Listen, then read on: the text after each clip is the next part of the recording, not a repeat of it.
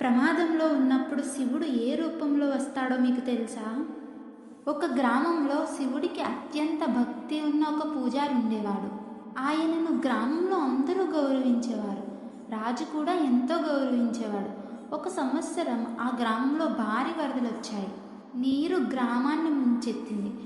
అప్పుడు రాజు పూజారిని చూసి ఇలా అన్నాడు: స్వామి, వెంటనే ఈ గ్రామం వదిలి వెళ్ళండి, మీ ప్రాణం కాపాడుకోండి అని. కానీ పూజారి ధైర్యంగా ఇలా చెప్పాడు: నన్ను పరమశివుడు తప్పకుండా రక్షిస్తాడు, నేను ఎక్కడికి వెళ్ళను అని. నీరు ఇంకా ఇంకా పెరిగింది. చివరికి పూజారి ప్రాణాలు ప్రమాదంలో పడిపోయాయి. ఆ సమయంలో పరమశివుడు ఆయన ముందు ప్రత్యక్షమయ్యాడు. పూజారి అడిగాడు: స్వామి, మీరు నన్ను ఎందుకు రక్షించలేదు? అప్పుడు శివుడు చిరునవ్వుతో ఇలా అన్నాడు: నిన్ను రక్షించడానికి కదా నేను రాజుని పంపాను, కానీ నువ్వే వినలేదు అని. దేవుడు మనకు సహాయం చేయడానికి చాలాసార్లు మనిషి రూపంలో వస్తాడు. ఓం నమః శివాయ అని కామెంట్ చేయండి.